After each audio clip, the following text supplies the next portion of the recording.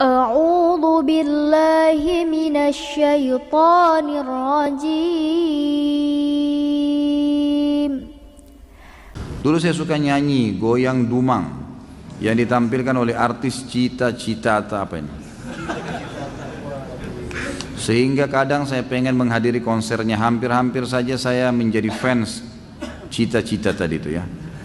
Tapi saya kembali menyadari kalau apa yang ingin saya lakukan adalah perbuatan yang tidak terpuji. Kemudian saya mulai punya inisiatif yang menurut saya positif, yaitu daripada saya mendengarkan lagu dan goyangan tadi Cita-Cita itu, lebih baik saya meminta istri saya bernyanyi dan bergoyang ya, seperti Cita-Cita tadi, untuk saya tanpa dibarengan musik, karena kebetulan istri saya dahulu pandai bernyanyi dan bergoyang.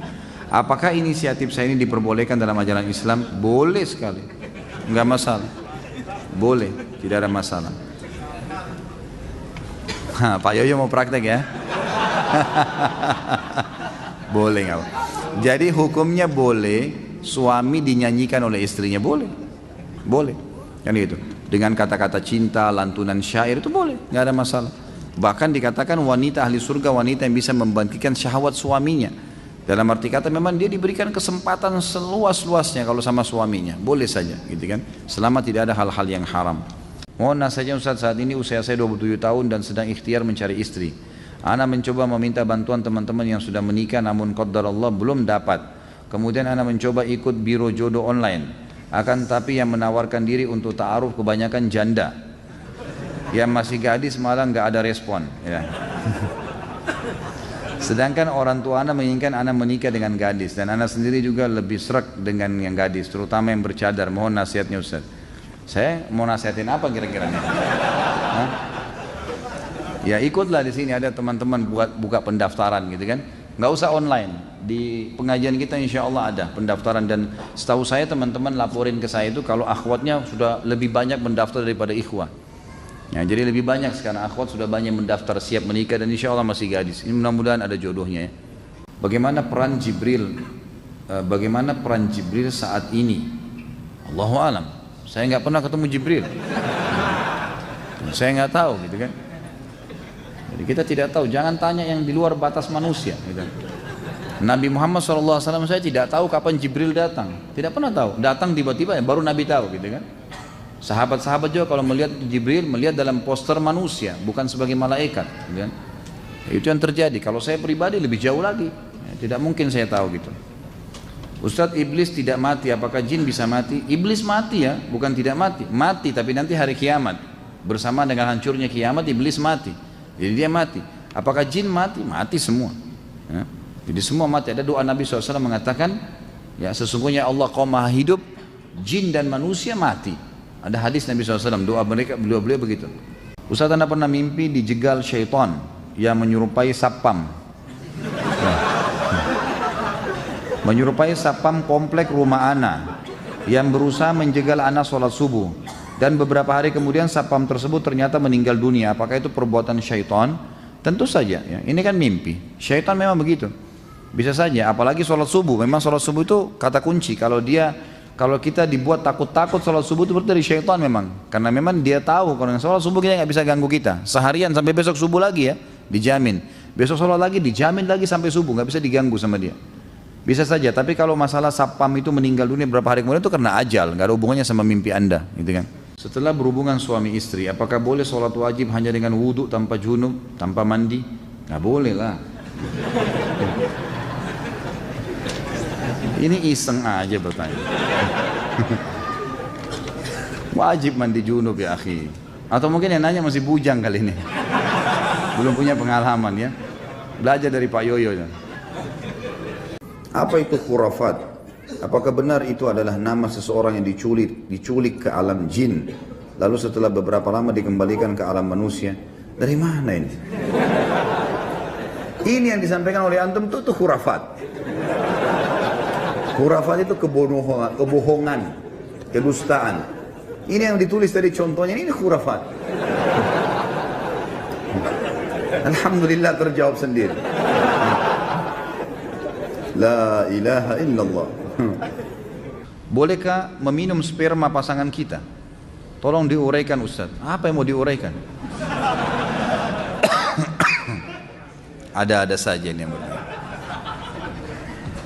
Sperma dalam agama Islam tidak dihitung najis. Sperma tidak najis dalam Islam. Makanya dalam hadis Bukhari dijelaskan, Aisyah radhiyallahu anha pernah mengerok sisa sperma di celana di sarung Nabi sallallahu alaihi wasallam, dikerok ya, tidak dicuci. Dikerok saja yang kering dikeluarkan, lalu Nabi SAW gunakan kain tersebut untuk sholat. Dari hadis ini, ulama fikih sepakat mengatakan sperma itu tidak najis. Ya, tentu dianjurkan agar tidak sampai menelan, tapi kalau itu pun terjadi, sebagian ulama fikih mengatakan karena dia tidak najis maka tidak ada masalah. Gitu. Tolong jelaskan bersumpah atas nama Nabi SAW. Ini seperti ujian ini, tolong jelaskan. Lalu tanda tanya. Baik Pak Guru, saya jelaskan. Jadi orang mengatakan misalnya demi Nabi. Ya. Kalau dalam bahasa Arab dikatakan wan Nabi. Banyak orang-orang biasa di Mesir mengatakan begitu, demi Nabi, demi Rasulullah, gitu kan. Nah ini kata-kata demi, ini dalam bahasa Arab waw kasam namanya, waw sumpah. Ini enggak boleh kecuali nama Allah Subhanahu wa taala. Kita harus menggunakan nama Allah Subhanahu wa taala dalam sebuah, dan Nabi SAW sendiri mengajarkan kita untuk itu. Kayak gitu. Tidak pernah ada satupun sahabat yang dinukil kepada kita mengatakan wan Nabi atau war Rasul, gitu kan. Tapi mereka menggunakan wallahi, demi Allah. Dan Rasulullah SAW sendiri juga menggunakan itu ya. Dengan 3 lafadznya wallahi, tallahi, dan billahi. Saya wanita dan saya takut mati syahid, apa doanya? Bolehkah berdoa agar tidak mati syahid yang dikriteriakan seperti terbakar, tenggelam, tabrakan? Tidak usah dibayangkan ini. Terbakar, tenggelam, dibacot sama musuh, nggak usah dibayangkan itu. Saya sudah bilang tadi, itu tidak akan berpengaruh kepada orang yang sedang terjadi proses kematian. Karena orang kalau mati dalam Islam hanya lihat satu, malaikat maut cabut ruhnya, titik, nggak lebih daripada itu. Itu saja. Maka ini saja yang kelihatan, tidak lagi dilihat orang yang bacot badannya, luka badannya, itu sudah tidak ada lagi. Jadi nggak perlu takut, nggak perlu ada yang dikhawatirkan, gitu kan? Minta kepada Allah SWT agar diangkat rasa takut itu. Bagaimana dengan buah durian? Bukankah kalau kebanyakan bikin mabuk? Ya. Bikin kenyang, iya. Saya makan durian tidak mabuk. Enggak kok. Insya Allah enggak termasuk itu. Ya. Jadi jangan semuanya ditarik ke masalah khamr ya. Jadi seperti apapun, antum makan nasi kalau makan 1 bakul mabuk juga tuh. Jadi kekenyangan nggak bisa jalan juga kan. Jadi jangan dipakai istilah mabuknya itu. Mabuk itu memang betul-betul yang keluar dari jalur gitu kan. Oh dari akal pikirannya gitu. Nanti akhirnya demo semua penjual durian nanti. Itu buah halal. Sebagaimana halalnya anggur gitu kan. Anggur kan asal khamr ya. Dibuat dari situ. Tapi dia jadi halal karena dia masih buahnya. Selama buah insya Allah nggak masalah. Jika berkata sebenarnya khawatir diancam atau menyakiti hati. Kenapa kok harus diancam nih? Masa ada orang menikah diancam gitu? Kecuali memang dari dasarnya suka iming-iming nih, ya, mulutnya seperti ember macam-macam. Ngomong ini, ngomong itu, janji ini, janji itu. Ini nggak boleh memang. Nggak usah janji-janji. Orang mukmin itu teman-teman sekalian bukan omongannya yang banyak, prakteknya. Ya, prakteknya. Sampai saya kadang-kadang bilang sama istri saya, kok kadang-kadang kata sayangnya mahal gitu. Saya tidak setiap saat mengucapkan gitu. Saya bilang sayang yang sebenarnya bukan di ucapan, lihat perilaku sehari-hari. Apa yang kurang dari kehidupan, apa yang kurang dari perhatian, apa yang kurang, itu semua harus itu dilihat lebih besar gitu kan. Kalau ada orang ngomong saya mau jihad, saya kalau gini, saya mau begini, ngomongnya besar tapi tidak pernah sampai mati jihad. Ada orang jihad 100 kali dipanggil 100 kali selalu hadir tapi tidak pernah ngomong. Itu yang benar tuh gitu. Banyak ngomong untuk apa ini? Jika haram, atasan saya pernah bilang selama perusahaan membayar zakat maka keuntungan penjualan sistem ke bank konvensional akan menjadi halal. Ini akal-akalan dia nih. Bagaimana bisa dia mengatakan gitu? Apakah atasan saya masuk dalam golongan orang munafik? Tentu saja tidak kita katakan munafik, tapi dia salah dalam konsep itu. Bagaimana caranya uang hasil korupsi atau uang hasil riba, kemudian dia bilang kalau kita keluarin zakatnya jadi halal? Nggak bisa. Sama nanti orang tarik semua tuh, orang zina juga begitu, hasil zina yang penting zakat, gitu kan? Nah. Bagaimana menyikapi seorang pemabuk yang membuat saya resah atau mengganggu? Apakah saya tetap sabar atau saya pukul saja, Ustaz? tinggalkan saja, tidak usah interaksi sama dia, gitu kan?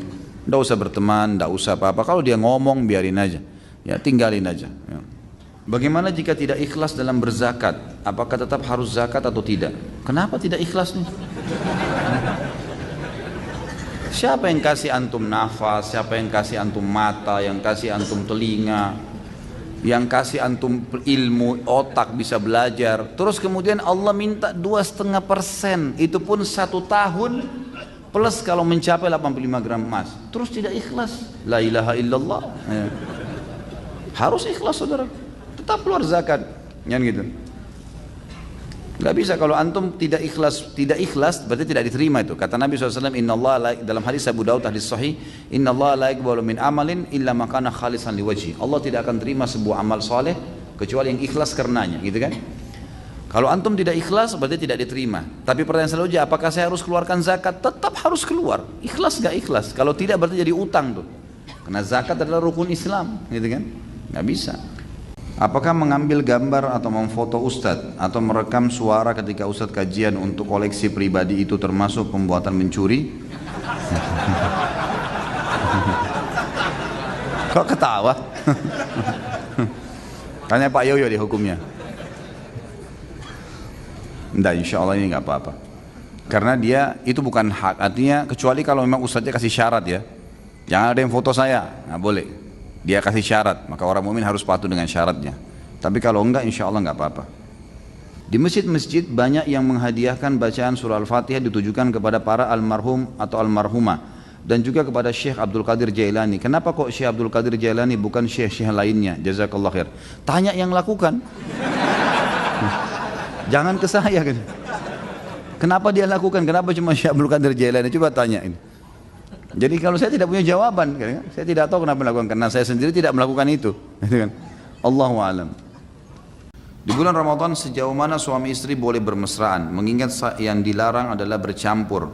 Semuanya boleh, kecuali jima, kecuali berhubungan biologi sampai klimaks, menumpahkan sperma atau sampai klimaks, ini yang tidak boleh. Tapi pelukan, ciuman itu semua dibolehkan. Dan Nabi dan Aisyah berkata dalam hadis Bukhari Muslim, Nabi SAW mencumbuin kami di bulan Ramadan, tapi beliau laki-laki yang paling bisa mengontrol dirinya, mengontrol diri. Cuma saya sarankan ke orang kayak antum, janganlah. Saran saya nggak usah. Loh iya, nanti kalau kebablasan kan masalah. Tambah korinnya bisikin, sudahlah tanggung. Nah.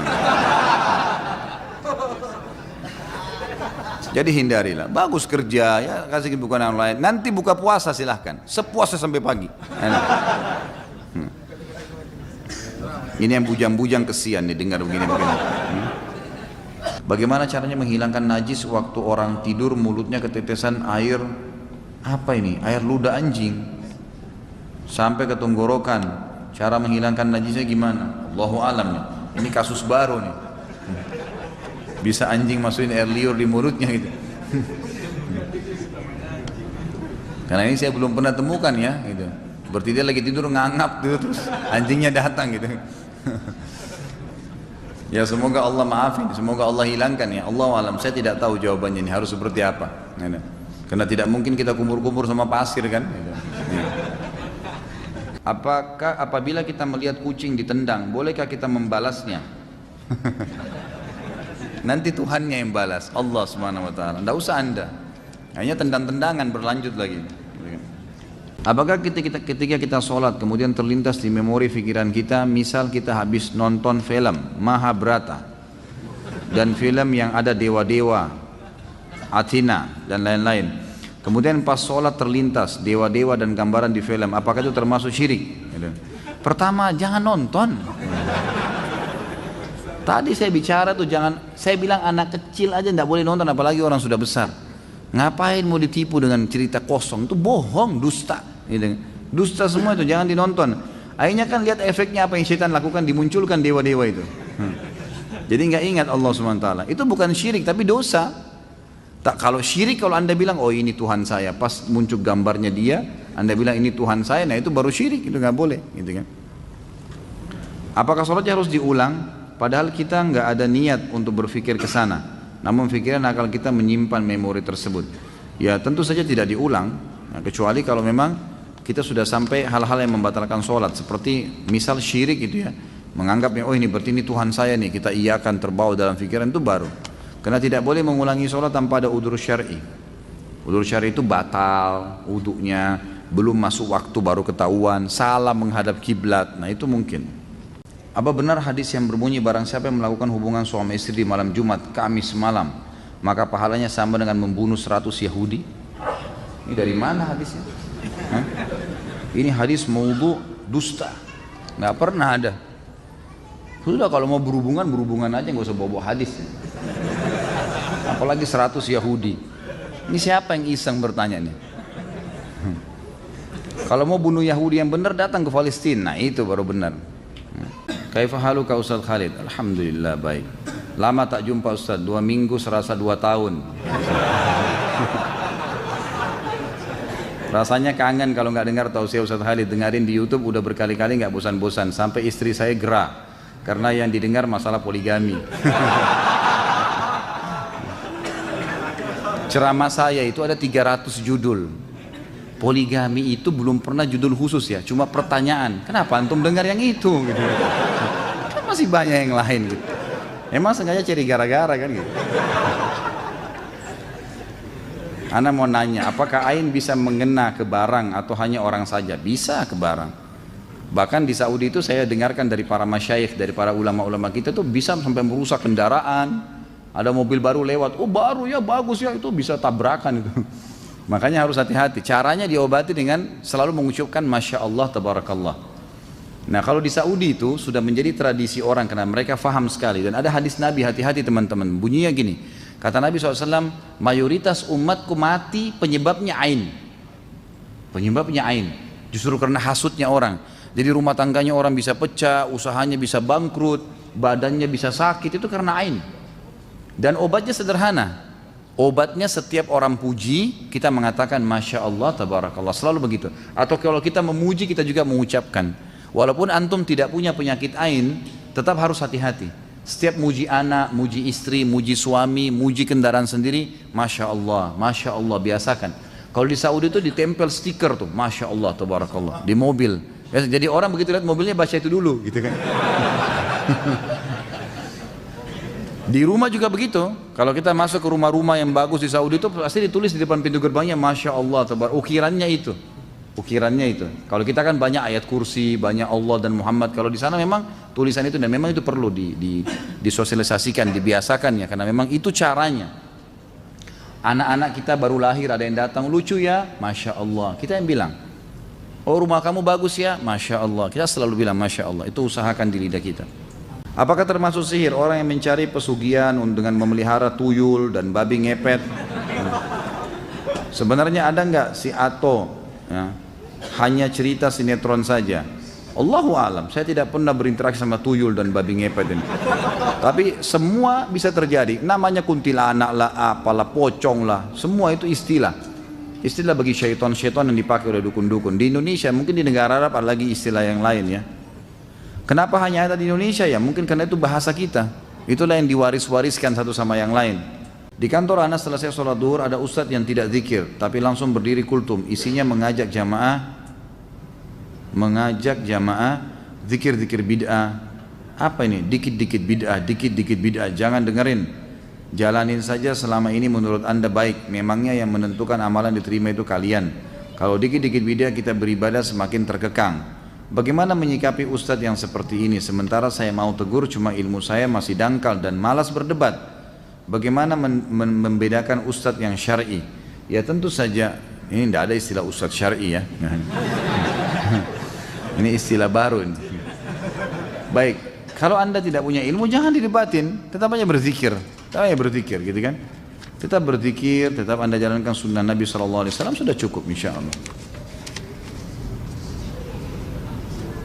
Kalau tadi ditanya bagaimana membedakan ustadz, sebenarnya ustadz-ustadz itu kalau yang ustadz mengikuti sunnah Nabi tentu selalu punya dalil ya. Ini perkataan ini, firman Allah dalam surah ini kata Nabi SAW, jadi tidak pernah dari dia. Tidak ada pendapat pribadi.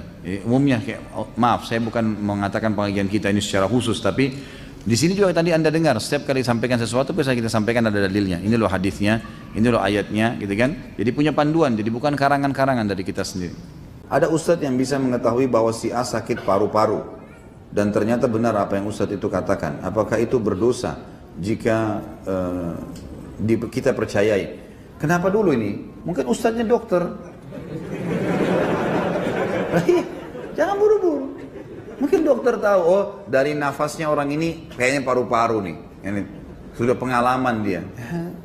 Batuk ini tenggorokan gatal, oh ini gejala flu. Mungkin dia dokter. Tapi kalau dia tebak orang lewat, ini paru-paru. Nah itu dukun. Ini bukan ustaz, ini dukun. Jangan dipercaya ini. Ya. Apakah hadis ini palsu? Cinta tanah air sebagian dari iman. Oh iya. Ini palsunya palsu super nih. Dari mana ini cinta tanah air sebagian dari iman? Bagaimana hukumnya berhubungan suami istri saat seorang istri membayar hutang puasa wajibnya di luar Ramadan? Batal puasanya. Nah, ya. Sabarlah, ini suaminya masa nggak bisa sabar nih? Kalau setiap istrinya bayar utang Ramadan diganggu kan kesian. Kapan bayar utangnya? Ya nggak Pak Yoyo? Iya, harusnya begitu. Jadi kalau istri lagi puasa pulangnya habis maghrib, jadi batal puasanya. Kalau emang dibatalin oleh suaminya batal, tapi ini tidak boleh semestinya. Semestinya si istri nggak boleh batalin, semestinya. Karena ini puasa wajib. Ketaatan pada manusia hanya kalau bukan berbau maksiat pada Sang Pencipta. Misal masalah sunnah, kalau puasa Senin Kamis, puasa Ayyamul Bid nggak apa-apa dibatalin. Tapi kalau bayar puasa Ramadan ini wajib, nggak bisa. Hak wajibnya Allah kalau ketemu dengan hak wajibnya makhluk yang didahulukan yang mana? Hak wajibnya Allah. Karena ini bayar utang Ramadan hak wajib Allah. Jadi di sini suami berdosa kalau dia batalkan puasa istrinya, istri juga berdosa. Bukan udzur itu. Bukan udzur untuk membatalkan karena hubungan biologis ya. Ini juga nggak masuk dalam rukhsah, nggak ada rukhsah. Masih masuk dalam rukhsah kalau dia musafir malah, gitu kan? Lain kalau suami istri musafir, kemudian mereka membatalkan puasa dengan niat karena safar, maka itu boleh. Tapi nggak boleh direkayasa ya. Jangan nanti gara-gara mau berhubungan biologis kita safar keluar yuk balik lagi. Nah ini nggak boleh. Ya. Tentu di sini kalau dia lakukan, Allahu alam. Pendapat ulama khilaf tentang kalau orang melakukan di bulan Ramadan suami istri maka ada kafarah kan. Selain dia membayar utang Ramadan itu, misal suami istri di siang hari Ramadan berhubungan biologis, batal puasanya. Tidak ada rukhsah, bukan karena safar, bukan karena sakit, juga bukan karena udzur, gitu kan. Maka kemudian mereka batal puasanya karena berhubungan biologis. Ini selain bertobat kepada Allah, bayar nanti utang Ramadannya di luar Ramadan dan juga kena kafarah. Kafarahnya itu bebasin budak, kalau nggak punya maka puasa 2 bulan berturut-turut, kalau nggak punya maka memberikan makan 60 orang miskin, gitu kan. Tapi kalau misal di luar Ramadan, kayak pertanyaan ini, di luar Ramadan, ini yang berselisih pendapat ulama. Apakah juga orang yang bayar utang Ramadan kena denda kafarah kalau dia batalkan? Ini pendapat ulama, ada yang mengatakan tidak kena, ada yang mengatakan kena. Tapi pendapat yang paling kuat tetap kena. Karena permasalahannya dia sedang melakukan puasa Ramadan walaupun di luar Ramadan, dan ini masih berhubungan karena Allah Subhanahu wa taala pada saat berfirman fa'iddatun min ayyamin ukhar, gantikan dengan hari-hari yang lain. Ini yang diganti adalah puasa Ramadan, berarti hukum Ramadan berlaku padanya walaupun di luar Ramadan. Seperti halnya di Palestina dan Syria yang lagi perang, jika suami berkehendak ikut jihad di sana, mana yang sebenarnya harus dia utamakan? Maaf, Ustadz, mana yang lebih utama? Pergi perang meninggalkan anak istri atau menjaga anak istri di rumah? Pergi perang tentunya. Para sahabat waktu dipanggil jihad oleh Nabi SAW ya tinggalkan istri anaknya. Istri anaknya sabar, memang sudah begitu. Semua istri Nabi SAW sabar. Anda harus sebagai seorang wanita punya iman yang kuat seperti baja. Tidak boleh malah menjadi penghalang. Ini ibu-ibu ini harus belajar. Kalau suami lagi mau pergi masjid, silahkan ke masjid, pahalanya besar gitu. Jangan ke masjid mas, di sini aja. Wah, makin dikendorin, gitu kan? Jangan. Ini saya ambil nggak ya kredit bank? Jangan mas, haram. Gitu. Gak apa-apa, ambil aja. Nanti kita tobat. Gimana caranya? Nggak boleh. Harus menjadi orang yang mendukung kebaikan suaminya, gitu kan? Dan memang sudah begitu hukumnya. Kalau mau ditunggu urus anak sama istri, siapa yang pergi jihad? Berarti orang bujang-bujang semua. Kesian orang yang sudah nikah nggak dapat mati syahid. Dan ibu sendiri rugi tuh. Karena kalau suaminya mati syahid kan bisa ditunjuk. Kamu ikut sama saya ke surga, kan luar biasa itu. Mestinya kita memotivasi, semestinya gitu kan. Allahu alam. Dulu ketika masih anak gaul, saya masih suka nongkrong di kafe-kafe Kemang bersama teman-teman. Biasanya saya dicekokin minuman dan lain-lain. Setelah taubat, saya di akhirat nanti tidak dapat meminum air susu dari sungai di surga bersama bidadari. Dikarenakan dalam tubuh saya sudah ada kandungan khamar. Kenapa harus sebut bidadarinya nih? Harus diselipin sesuatu gitu. Ini muridnya siapa nih? Saya nggak bilang loh Pak Yoyo ya. Jadi tentu saja kalau sudah taubat dimaafkan. Aman kalau sudah taubat gitu kan. Tapi masalahnya jangan tunda taubat. Kita nggak tahu nih kapan meninggal. Nggak ada jaminan kita masih bisa hidup kan. Sekarang teman-teman, ada siapa yang bisa dapat jaminan di sini bisa pulang ke rumahnya sebentar? Nggak ada jaminan. Semoga Allah panjangkan umur kita dengan ketaatan. Tapi kita tidak tahu. Ajal bisa datang. Jadi salah kalau ada orang nunda-nunda taubatnya, ini nggak bisa. Sama halnya, tidak boleh juga kita berbangga dengan amal yang pernah kita kerjakan. Kata Nabi SAW, janganlah seseorang di antara kalian berkata, dulu saya pernah sholat malam. Itu dulu, udah dicatat sama malaikat. Sekarang, besok, lusa, buku amal kita tiap hari diterima, dicatat oleh para malaikat, gitu kan? Jadi jangan sampai tunda gitu. Apakah nafkah yang diberikan suami kepada istri, suami berhak meminta laporan pengeluaran? Tentu saja, dia punya hak, boleh saja. Tapi nggak usah lah, untuk apa minta laporan? Untuk apa? Jangan pelit-pelit lah. Kasih aja. Nanti kan antum juga dapat servisnya, gitu kan? Ketawanya besar-besar nih ya. Padahal saya cuma bermaksud secara umum loh. Pak Yo? Gimana nih? Saya sudah berpacaran dengan seorang Katolik selama 2 tahun, tapi Alhamdulillah saya sudah putus. Setelah saya putus, saya mendengar mantan saya yang Katolik tersebut dekat dengan pria lain. Dan suatu hari mereka pergi ke Bandung dan menginap. Apakah saya dosa jika saya berpikiran jika mereka berzina? Ini apa?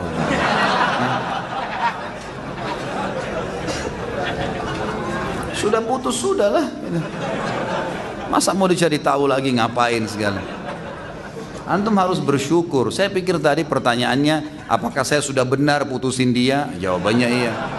Ini ke hotel, lalu saya berpikiran mungkin dia berzina. Saudaraku, tidak usah terlalu jauh ini ya. Saya sarankan teman-teman yang begini segera menikah dengan mukminah insya Allah, jadi aman. Tidak pikirin lagi perempuan seperti itu. Apa hukumnya merokok? Ini Pak Yoyo sudah tahu. Bukan saya. Sudah sering ditanya. Sahkah sholat kita apabila imam sholat berjamaah masih merokok? Sudah dijelaskan gitu kan, rokok haram, nggak boleh merokok, jangan merokok sudah. Semua dokter, semua ulama, semua pemerintah nolak. Coba, apalagi mau argumen lebih kuat daripada itu? Ditulis pemerintah tulis rokok bisa membunuhmu, mau nunggu apa lagi kata-katanya? Saya nggak tahu ini merokok membaca atau nggak baca gitu. Jelas-jelas tulisannya masih dilakukan, nggak boleh haram. Gitu kan?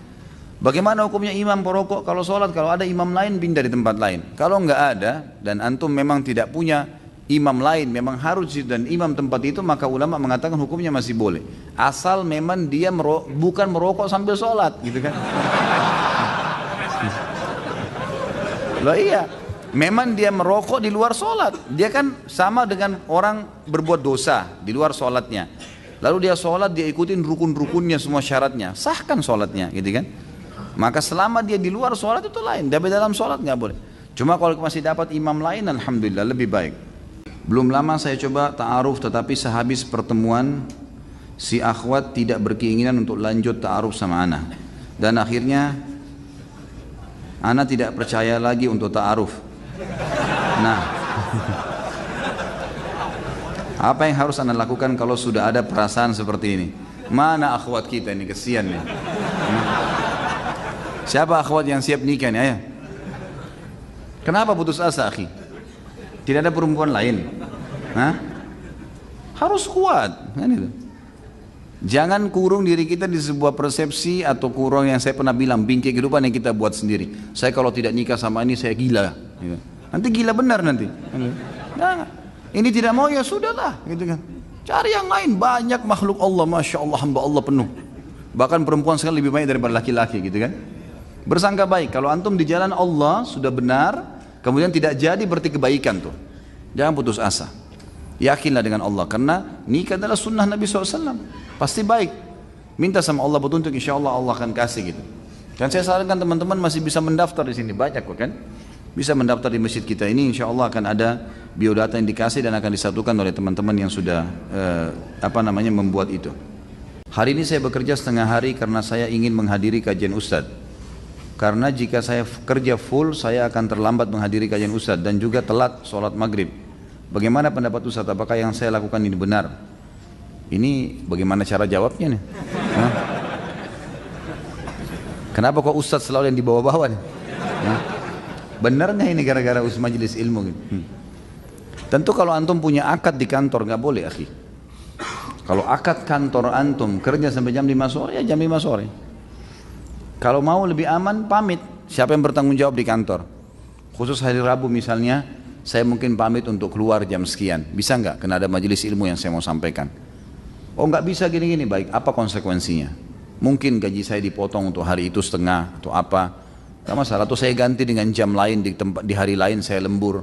Apa negosiasi coba sampaikan gitu kan? Kalau tidak ada pintu sama sekali, akadnya antum tanda tanganin harus jangan ya, nggak boleh. Majelis ilmu, majelis baik, majelis suci, nggak boleh ternodai dengan maksiat. Antum maksiat dengan tempat kerja nggak boleh. Harus bahasakan baik-baik sama mereka, gitu kan? Karena antum sudah akad. Makanya saya bilang lebih baik sampaikan. Mungkin ada di antara teman-teman yang bertanggung jawab di kantor yang muslim bisa faham. Kita berikan penjelasan dengan cara nego tadi. Mungkin gaji kita dipotong, mungkin kita ganti dengan jam kerja yang lain, lembur, mungkin dan seterusnya. Hal-hal yang positif saja. Allahu a'lam, itu yang saya tahu. Jadi lebih baik seperti itu. Kalau masalah sholat maghrib jangan dihubungkan, akhi. Sholat maghrib antum harus sholat, nggak bisa enggak. Mampir di mana saja masjid, gitu kan? Di mana saja. Saya kalau keluar telat, saya cari masjid di pinggir jalan. Mana masjid, mampir sholat dulu, baru datang ke sini, gitu kan? Nggak ada masalah, sholat dulu. Gitu. Jangan ditunda sholat maghribnya, jangan hanya kena takut kehilangan majelis, nggak apa-apa. Dan alhamdulillah sekarang fasilitas sudah selalu teman-teman tim upload di YouTube. Kajian kita sekarang, insya Allah minggu depan antum sudah dapat kajian yang sama, sudah ada gitu. Bisa ditonton, bisa diulang-ulangin, insya Allah nggak ada masalah, gitu kan? Allahu a'lam. Perceraian sebuah solusi jika sebuah solusi cerai pada akhirnya salah apa ini? Akhirnya salah. Bagaimana? Contoh misalnya menikah suami istri orang Cina, pas melahirkan ternyata bule. Padahal pas tes DNA memang anak dari mereka. Barakallahu fiik. Loh, tentu saja tidak boleh buru-buru ya. Saya pernah ada sahabat kan begitu ya. Dia putih, istrinya putih, keluar anaknya hitam kelam gitu kan. Langsung dia vonis istrinya, kamu selingkuh. Kata istrinya, demi Allah nggak ada yang sentuh saya kecuali kamu. Lapor ke Nabi SAW. Langsung Nabi didik si laki-laki itu. Ditanya, kebetulan laki-laki ini punya peternakan unta. Apa kau punya peternakan unta? Dia bilang, iya ya Rasulullah. Baik, ada untamu nggak berpasangan? Dia bilang ada. Induknya ya si jantan sama betinanya. Apa warna mereka? Kata dia coklat kemerah-merahan. Anaknya ada nggak? Ada, 5 ekor anak. Ada nggak? Apakah semua warna anaknya mirip sama warna ibu ayahnya? Dia bilang tidak. Ada satu bahkan berbulu warna hitam, ya, coklat kehitam-hitaman. Kata Nabi SAW, kenapa bisa? Dia bilang, mungkin ini tarikan dari jalur nasabnya. Mungkin dari kakek-kakeknya dulu. Kata Nabi SAW, anakmu seperti itu. Ini seperti itu, gitu kan? Jadi makanya jangan buru-buru mau bercerai. Kalau kita tanya pasangan kita, ini kok bisa anaknya berbeda? Ini dah. Tapi memang Allahu alam ya, kalau dari pertanyaan tadi ini agak unik ya. Kalau Cina sama Cina keluar bule ini, ini agak unik ini. Berarti harus ada kakek-kakeknya yang dulu bule gitu kan. Tapi setelah dites DNA ternyata benar, jadi makanya tes DNA dulu, baru cerai kalau memang betul tidak terbukti. Jadi jangan buru-buru ya. Allahu alam. Ada saja masalah. Apa sebabnya? Apa sebab musababnya suami bercerai dengan istrinya? Allahu alam. Ya Allahu alam. Apa sebabnya gitu? Anda sendiri bisa jawab gitu kan. Kalau dikatakan apa gambaran syar'i yang membolehkan atau apa alasan syar'i yang membolehkan suami menceraikan istrinya? Nah, itu boleh saya jawab tuh, gitu kan. Tapi kalau sebab musababnya ya tergantung individual. Ada orang mungkin karena dia bosan, ada orang karena ini, ada orang karena itu, godaan syaitan, tidak paham agama, banyak. Afwan Ustaz, pertanyaan saya di luar tema. Dari tadi di luar tema. Ya ingin saya tanyakan, apakah pada hari kiamat nanti orang-orang pelaku perbuatan-perbuatan bidah akan dibangkitkan bersama dengan orang-orang yang mereka contohi dalam melakukan perbuatan tersebut? Misal orang yang mengikuti seorang kiai yang mengajarkan tentang perbuatan ibadah yang tidak dicontohkan oleh Nabi SAW. Apakah orang-orang yang mengikuti perbuatan kiai tersebut akan dibagikan bersama dengannya? Mohon penjelasannya Ustaz. Kalau apakah dibangkitkan bersamanya, Allahu alam. Ini saya tidak tahu dalilnya. Tapi pasti akan dibangkitkan, dan nanti setiap orang yang menjadi penyebab orang lain melakukan satu perbuatan yang Allah tidak ridhoi, Rasulullah SAW tidak contohkan, pasti akan dipertemukan di mahkamahnya Allah dan akan diminta pertanggungjawaban masing-masing. Itu ada di riwayat masalah itu, tapi apakah dibangkitkan secara bersamaan, ini saya tidak tahu dalilnya. Bagaimana cara menasihati kakak yang jika diajak sholat berjamaah di masjid mengatakan aku nggak mau kelihatan riya karena sholat dilihat orang. Yang penting kan sudah sholat di rumah, nggak perlu dilihat orang. Inilah waswas syaitan. Harus dilawan. Gimana caranya? Perintah Allah dan Rasulnya begitu? Ini waswas syaitan, ini tidak boleh. Tapi jika kira ada tahlilan berjamaah, beliau datang dengan mengatakan kita ini hidup bermasyarakat, nggak bisa hidup sendiri. Kalau kita mati siapa yang mau ngubur kalau bukan tetangga, gitu kan? Ini waswas syaitan luar biasa, ini permainan syaitan ke dia. Sampaikan apa adanya, tugas Anda sampaikan saja, selebihnya doakan. Kita nggak bisa mengubah orang itu. Bagaimana menyikapi keluarga yang masih percaya kepada peramal? Sama saja, nasihati. Ya. Bagus kalau semua begini pertanyaannya nih. Saya tinggal jawab, nasihati, selesai. Apakah makan di depan orang yang berpuasa dosanya sama dengan berzina di dalam masjid? Allahu alam. Ini dari mana nih? Kok perumpamaannya disamakan dengan zina dalam masjid? Zina dosa besar dalam masjid lagi. La ilaha illallah. Ini tidak ada dalilnya, Allah alam. Saya tidak tahu itu. Ya. Yang jelas orang makan di depan orang puasa tidak dosa, ya tidak dosa dia. Tapi itu makruh hukumnya. Kalau memang dia ada uzur, memang dia. Misal seorang istri lagi haid, suaminya lagi puasa. Kemudian dia masak di dapur karena dia mau makan, dia berbuka puasa. Adabnya dia nggak makan depan suaminya. Tapi kalau dia makan depan suami atau depan orang puasa, kalau dia punya udzur nggak berdosa dia, nggak berdosa. Ya ini juga hal-hal mendasar yang mesti diketahui. Sebagaimana boleh seseorang Muslim, ini fatwa para ulama umumnya, bolehkah seorang Muslim menjual makanan di bulan Ramadan? Boleh. Karena ada orang yang ada udzurnya, ada orang musafir, ada orang non Muslim, gitu kan, ada orang yang haid dan nifas, ada orang yang sudah udzur. Banyak gitu kan. Jadi bukan berarti harus diharamkan semua orang, enggak. Nanti akhirnya orang Islam enggak punya makanan, akhirnya beli sembarangan dari orang non muslim. Enggak, ini masih boleh, tapi tentu ada adab-adabnya gitu kan. Ada adab-adab yang harus diketahui. Apakah ini, kenapa Iseng bertanya gini nih? Apakah hukum mabuk karena minum khamr sama dengan mabuk karena cinta?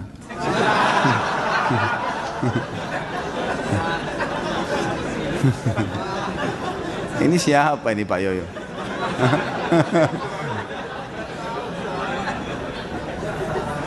Karena orang yang mabuk cinta juga sama, tidak bisa berpikir secara rasional.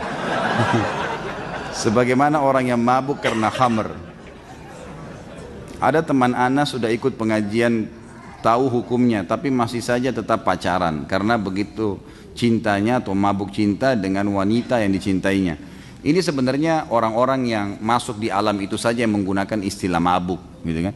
Tidak ada, dari zaman Nabi SAW, Nabi SAW mencintai istrinya Aisyah, tapi tidak mengatakan mabuk cinta, tidak ada itu istilah, gitu. Ini cuma istilah yang digunakan saja, beda tentunya. Ya. Kita berbicara masalah konsumsian, ya, dikonsumsi dalam tubuh manusia dari cairan ataupun serbuk tadi. Jadi beda ini. Tentu masing-masing punya hukum ya. Kalau dia pacaran hukumnya haram, nggak boleh. Pacaran sebelum nikah haram, pacaran sesudah nikah halal. Ya, makanya nikah dulu, akad nikah, dan sudah panjang lebar sering kita ingatkan masalah itu. Ustaz, bagaimana acara di TV seperti infotainment kalau kita tonton, apakah kita berdosa? Ya, tergantung beritanya, tapi mayoritasnya dosa. Gitu. Gosip ini orang gimana? Hah? Ghibah. Alhamdulillah ada diingatkan sama guru kita. Ghibah itu nggak boleh. Jadi tidak usah tonton. Tapi enak Ustaz, memang enak, asyik. Jangan salah loh. Loh iya. Saya pernah kasih contoh, kalau nonton film Hollywood, film Bollywood, enak nggak? Enak bagaimana enggak didatangkan artis yang gagah, yang cantik, ahli, action segala, terus dikatakan tidak enak. Asyik tuh nontonnya memang. Tapi dosa masalahnya. Kan gitu. Setiap dosa, setiap berbuat dosa, dia akan menarik kadar kekhusyuan seseorang. Jadi kadar kekhusyuan kita turun pada saat kita berbuat dosa itu teman-teman. Jadi hati-hati. Makin kita tutup pintu dosa itu, makin tinggi rate kekhusyuannya. Ya.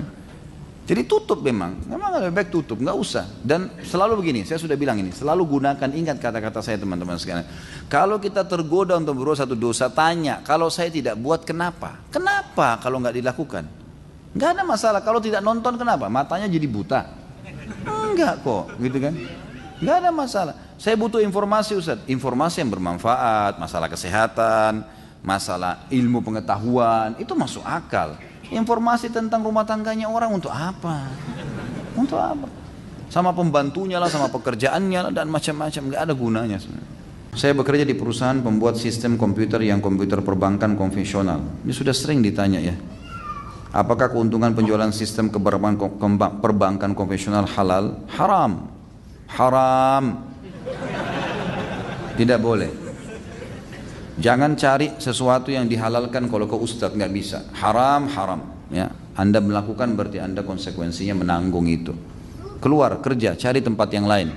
Yang itu. Jangan bilang saya nggak bisa hidup, bisa dengan izin Allah. Semut di lubangnya hidup, apalagi antum gitu kan. Jadi jangan, ini nggak bisa. Bagaimana hukumnya apabila sebelum berhubungan suami istri kita nonton film blue dulu? Agar tujuannya bisa membagikan syahwat. Syukran jazakallah khair. Kok pakai jazakallah khair ini pertanyaannya?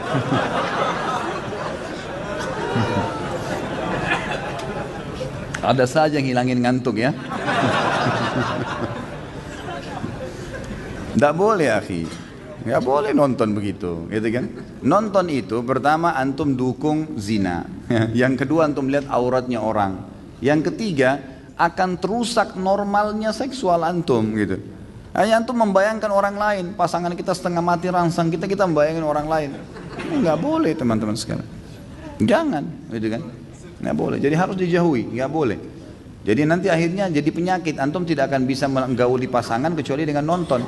Bagaimana seorang laki-laki bisa tenang melihat istrinya lihat aurat laki-laki lain? Bagaimana istri bisa tenang membiarkan suaminya lihat aurat perempuan lain? Ini nggak bisa kan gitu. Berbahaya sekali. Jadi jangan, ya jangan. Kata ulama, meletakkan kemaluan di kemaluan untuk melampiaskan biologis itu sama dengan seseorang tahu bagaimana memasukkan makanan di mulutnya. Bukan ilmu khusus itu.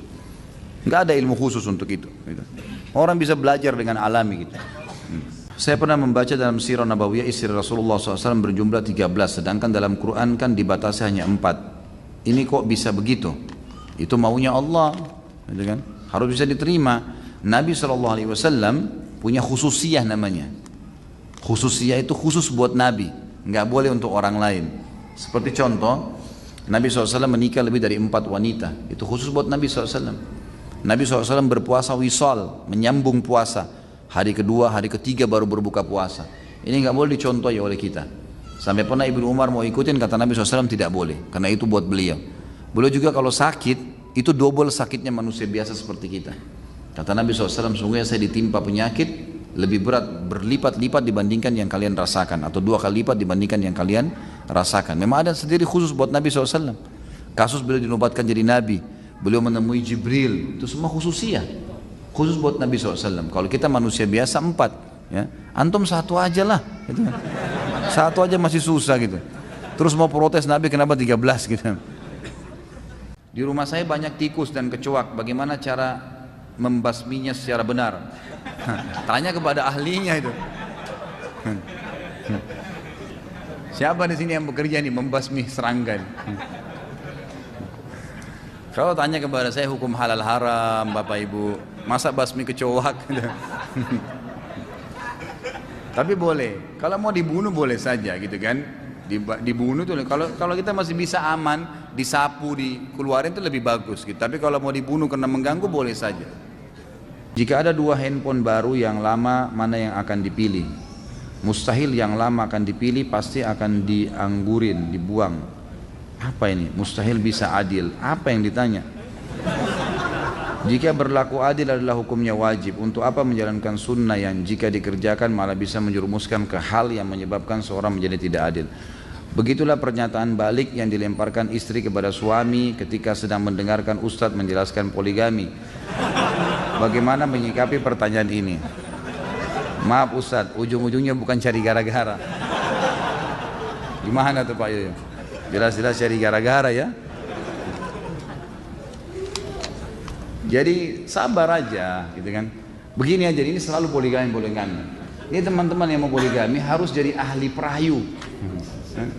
Belajar merayu dong. Masa nggak bisa taklukin istri gitu kan? Bukan dengan kekuatan, dengan rayuan, dengan hadiah. Masa mesti diajarin? Ya harus bisa lah. Nggak bisa perempuan tuh pakai perasaan. Kalau antum datang mau poligami dengan power, saya akan menikah, pokoknya enggak mau tahu. Gitu, salah. Jadi ajarin, nggak boleh. Rayulah, taklukin dia, gitu kan. Jadi mungkin dengan bercanda, mungkin dengan ini, mungkin dengan apa saja kebutuhannya dipenuhi ya, itu insya Allah bisa, gitu kan. Gak usah terlalu banyak tanya poligami lah. Ya. Nikah aja dulu, lancar dulu. Nanti kalau sudah lancar semua, sudah mau melangkah ke langkah selanjutnya baru ada praktek khusus sama saya nanti. Apa hukumnya bagi pedagang yang meminta tolong dengan dukun agar dagangannya laris? Dosa besar. Dan kalau dia percaya dia bisa kufur. Nggak boleh teman-teman sekalian. Dagang biasa dagang. Dagang itu modalnya halal, produknya halal, sistemnya halal. Percaya teman-teman, demi Allah laku. Nggak usah pakai dukun, nggak usah pakai pelaris ini. Nggak perlu. Terima uang, tepuk-tepuk uang itu. Siapa nggak tanya itu? Kenapa tepuk-tepuk? Supaya laris. Pokoknya kertas bisa ngelarisin. Nggak ada hubungannya, nggak ada hubungannya sama sekali. Coba teman-teman, pelajari ilmunya itu, cari modal yang halal. Kemudian produknya juga berkualitas bagus, jual baju yang memang bagus, warnanya, coraknya, segala macam, sesuai dengan syariat. Laku kok insya Allah. Sistemnya juga jangan pakai hal-hal yang berbau riba atau dolar dan seterusnya. Insya Allah laku. Di Saudi dekat Masjid Haram semua orang kaya raya itu banyak, nggak ada pakai pelaris tuh. Dagang biasa, jual sandwich, jual jus, laku, orang laku. Kan gitu. Jadi tidak perlu semua ini teman-teman sekalian ya. Semoga Pak Ustaz selalu bahagia dunia akhirat. Amin, sama-sama. Bagus juga kalau semua penanya begini nih, mendoakan. Apakah sedekah untuk orang tua yang sudah meninggal masih bisa diterima? Jika sedekah itu dari anaknya, tentu saja. Jelas, hadis Nabi SAW riwayat Bukhari Muslim kan. Kalau anak Adam meninggal dunia, maka semuanya amalnya terputus keluar dari 3 sumber, diantaranya sedekah jariyah. Ya, sedekah yang dikeluarkan oleh orang-orang yang menjadi ahli warisnya setelah dia meninggal. Saya ingin menanyakan, apabila melihat wanita auratnya secara tidak sengaja lalu kita segera memalingkan pandangan kita, apakah itu berdosa? Dan apakah ada pembersihan dosanya? Ustaz pernah bilang mendengarkan musik di mall dan tidak sengaja tetap ada pembersihan dosa itu. Tentu saja kalau tidak sengaja, beda hukum melihat ya. Karena Nabi SAW sendiri mengatakan, pandangan pertama ya, bukan rezeki. Ini fatwa lain ini, bukan dari saya ya. Jadi pandangan pertama itu belum dihitung, belum dicatat. Dan pandangan selanjutnya yang dicatat. Pandangan pertama ini ulama rincikan adalah tatapan yang tidak sengaja dan segera memalingkan. Bukan pandangan pertama melotot sejam gitu kan. Itu salah. Apakah mendatangi dukun urut juga tidak dibenarkan? Saya pernah mengalami patah tulang dan berobat melalui dukun urut. Bagaimana hukum pengobatannya karena proses penyembuhannya tidak dapat diterima akal sehat? Apakah ada sihir di dalamnya? Ini sama juga butuh rincian tadi saya. Ada orang murni alami, seperti misalnya orang olahraga tiba-tiba kejang betisnya, lalu kemudian diurut sembuh, bisa terjadi kan? Refleksi bisa terjadi. Orang sakit kepala diurut sembuh, ya, itu insya Allah tidak ada masalah. Tergantung ini dia pakai apa nih. Kayak tadi misalnya, alangkah baiknya kalau memang ada teman-teman yang langganan dengan tukang-tukang urut. Biasanya gitu ada yang dipanggil ke rumah gitu kan. Ya mungkin sesama jenis laki-laki sama laki-laki, mungkin bapak-bapak teman-teman ikhwah capek lalu ada langganannya. Boleh ditanya. Muslim ya misalnya. Terus kemudian ditanya, bagaimana ini? Apa ini sebenarnya yang dilakukan ini? Urut apa? Oh ini refleksi Pak, murni gini. Ada gunakan jin? Enggak ada. Ya sudah, alhamdulillah. Kita tanya. Enggak masalah.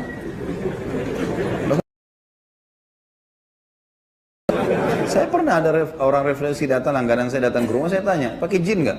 Saya tanya. Orang mukmin harus jelas, fi sarahatin raha, di setiap keterus-terangan ada kejelasan. Dia bilang enggak ada Pak Ustadz. Ya sudah, alhamdulillah. Ya. Kalau pakai jin enggak bisa ini, jangan urut saya. Di rumah saya jika ada yang ingin mengadakan acara, contoh pernikahan beberapa hari sebelum acara, mereka datang ke tempat orang tua setempat atau kiai membaca Al-Quran kecil, lalu didoakan oleh beliau, dan ketika pulang Al-Quran tersebut diletakkan di atas pintu bertujuan agar saat acara tidak turun hujan. Apakah ini termasuk hal yang salah? Salah. Jelas salah. Nggak ada hubungannya Al-Quran ditaruh di atas pintu hujan tidak turun. Nggak ada relevansinya sama sekali. Sama dengan kalau pasang lukisan ayat kursi, saya pernah bilang walaupun 10 kali 10 meter, terus antum mengkhayal ini bisa ngusir syaitan. Nggak bisa teman. Ngusir syaitan kalau dibaca. Hah? Mau tahu kalau syaitan ada dekat Quran?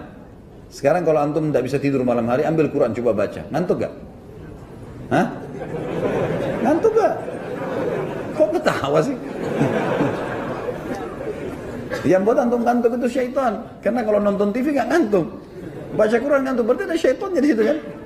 Ada syaitan. Jadi salah kalau orang bilang saya pegang Quran terus kemudian syaitannya terbakar gara-gara kesentuh Quran. Itu nggak benar. Tapi kalau kita baca iya. Kita baca iya. Quran suci. Ya kan? Tentu syaitan tidak bisa sembarangan menyentuh Al-Quran.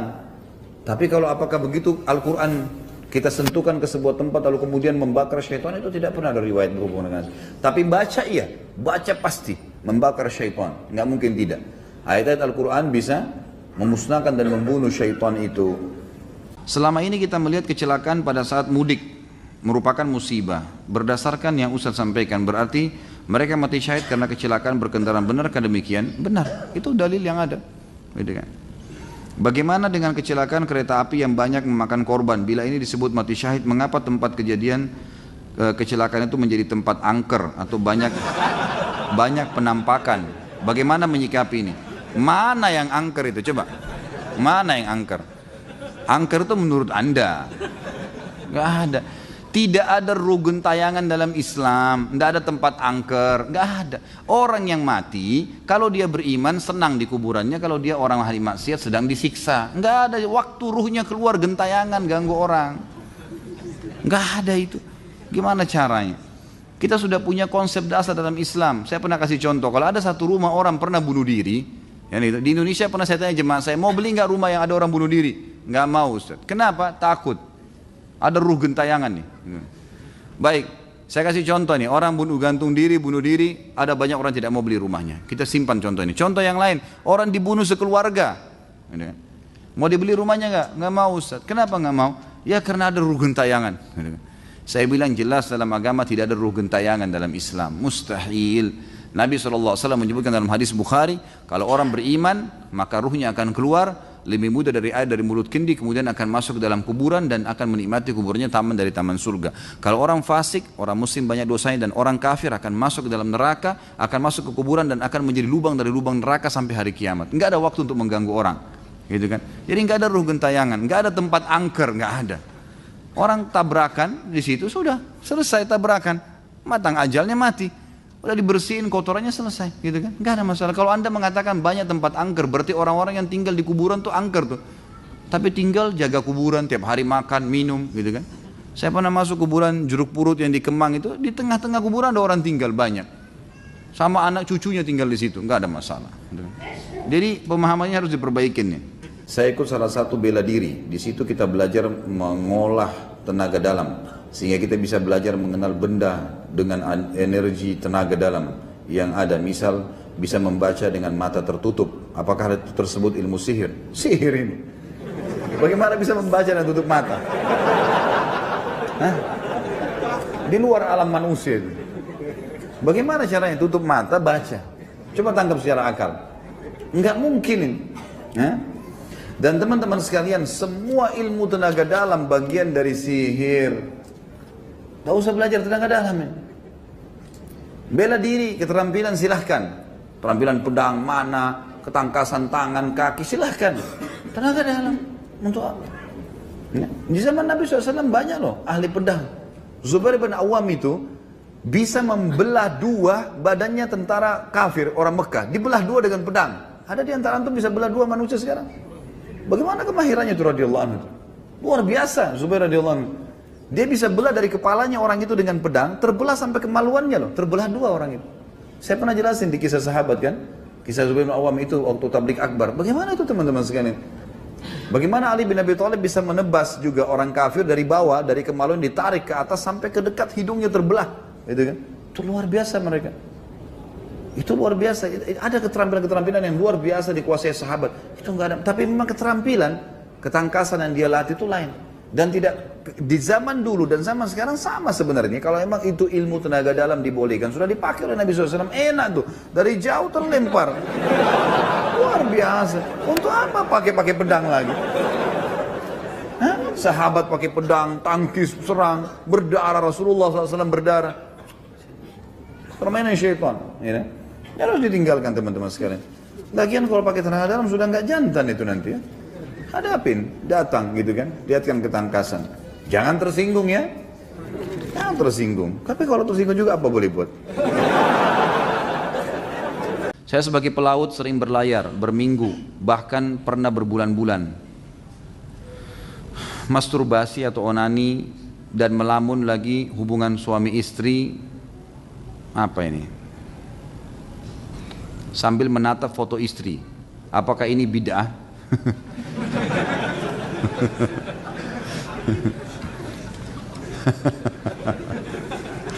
Jazakallah khair, pertanyaannya membuat orang tertawa di malam hari ini.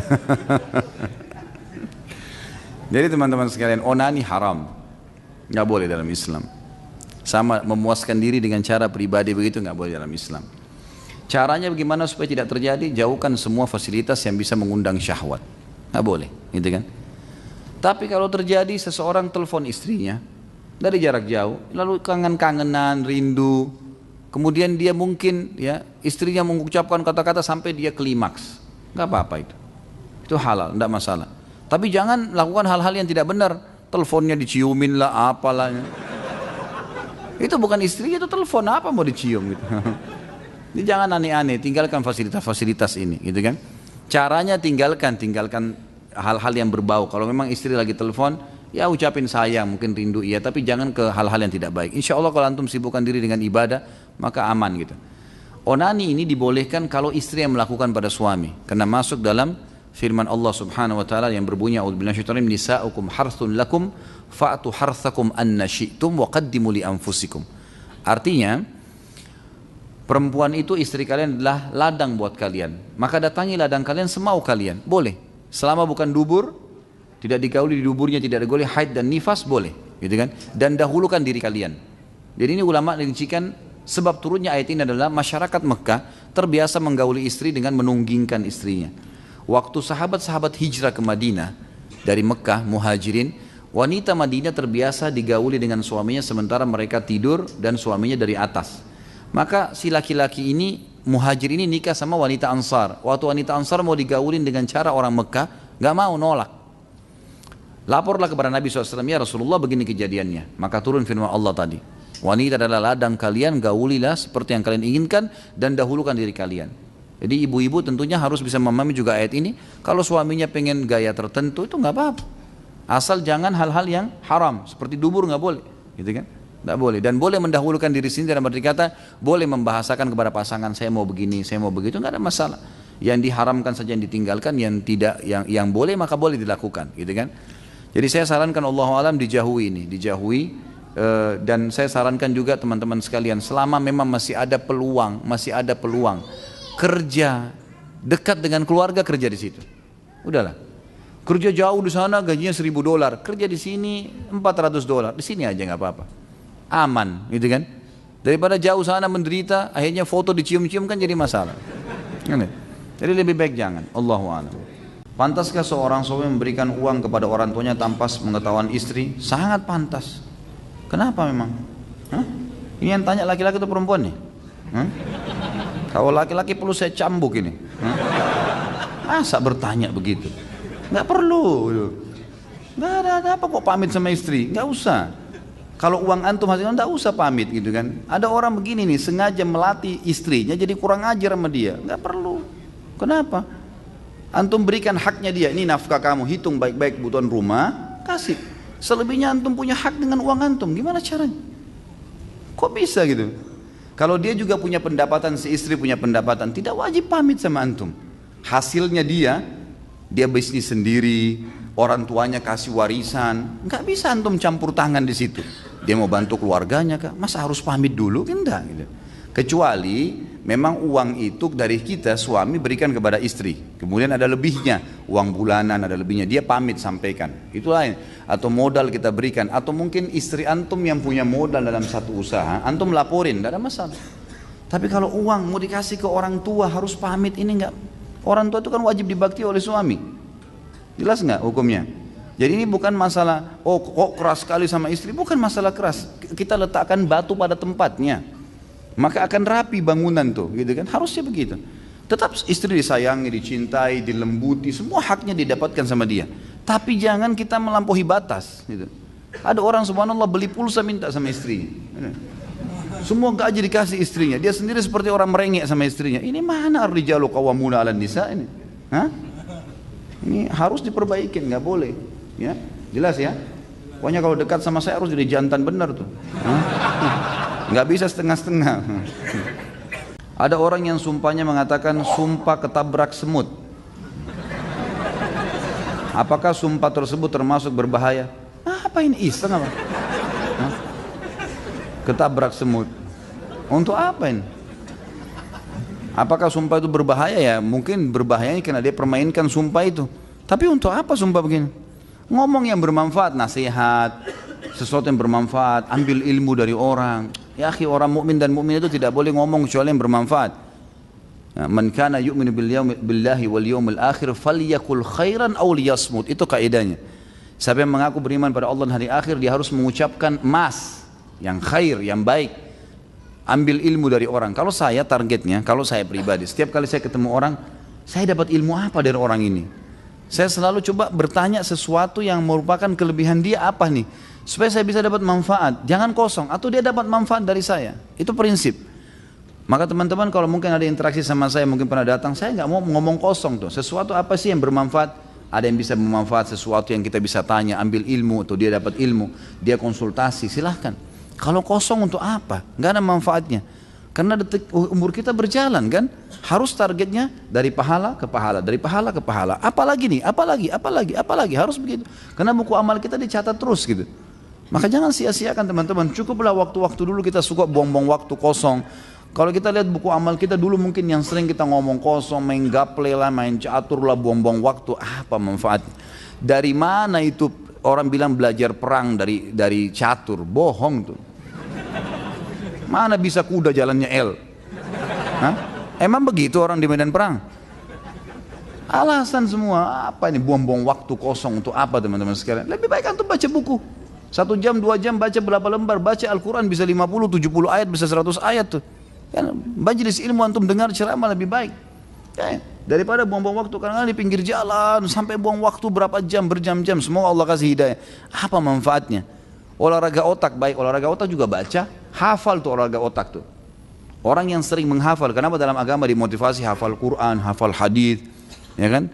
Nabi SAW memotivasi para penuntut ilmu untuk hafal, karena hafalan itu mengencerkan otak lah kalau bahasa kita ya. Hafalan, bukan dengan cara permainan, hafalan itu akan memberikan kepada kita tambahan. Itu yang dinukil dari para ulama kita, makanya mereka menghafal.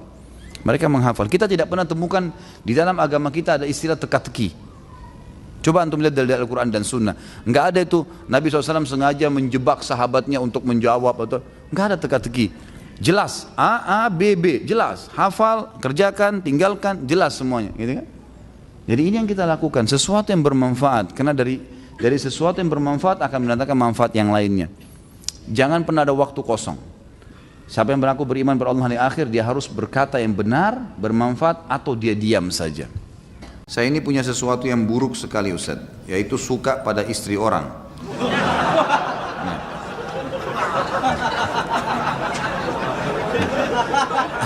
Antum yang kasih ana nih. Baik.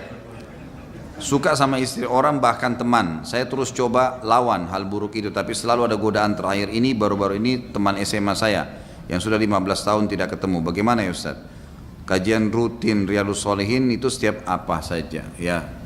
Tentu saja antum harus lawan akhi, enggak boleh, harus diperbaikin, gitu kan? Tidak ada dalam Islam poliandri, lawan dari poligami ya. Poliandri itu berarti seorang perempuan punya 2 orang suami. Dalam arti kata kalau suami tidak boleh, apalagi laki-laki yang bukan suami. Suami kan halal berhubungan ya, tapi dilarang, haram poliandri. Perempuan punya 2 orang laki-laki. Karena ada hadis Nabi SAW yang berbunyi, tidak boleh, diharamkan salah seorang di antara kalian itu menimpahkan sperma ya, di atas sperma saudaranya. Karena ada suaminya, nggak boleh sama sekali. Ini penyakit teman-teman sekalian. Jadi yang mengalami ini harus betul-betul meninggalkan. Taubat nasuha kepada Allah SWT, sujud kepada Allah betul-betul minta agar diselamatkan. Dan saran saya, kalau belum menikah maka segera menikah. Karena memang syaitan mengetahui kelemahan antum di situ. Gitu kan? Maka ini harus dihindari, ya harus dihindari. Segera dilawan, tidak boleh dibiarkan sama sekali. Jadi kalau pertanyaan bagaimana, maka cara saya tadi adalah taubat nasuha kepada Allah SWT, lalu segera menikah kalau belum menikah. Kalau sudah menikah, maka lampiaskan semua cinta, kata-kata sayang, apalah, tatapan mata, cumbuan, semua pada pasangan halal kita. Karena biar bagaimana teman-teman sekalian, kalau terlampiaskan, sudah tumpahkan sperma kalau laki-laki, di rahim perempuan istri kita, maka redam itu. Beda dengan kalau tidak berhubungan sama sekali. Makanya ulama membahas peka sekali dalam bab zina. Zina itu akan dibuka oleh syaitan pada saat memang seseorang itu diupayakan bertengkar dengan pasangannya sehingga tidak berhubungan biologis. Di situ terbuka pintu zina. Karena dengan dia emosi, dia nggak mau bergaul kan, dan tidak mau berhubungan intim sama pasangannya, ini membuka pintu zina. Kalau laki-laki tidak beriman sama Allah malah ke diskotik. Kemudian datanglah perempuan tidak benar, kemudian dia keluhkan masalah istrinya, padahal ini perempuan siapa? Gak jelas statusnya. Perempuan ini tahu, dia butuh duit saja.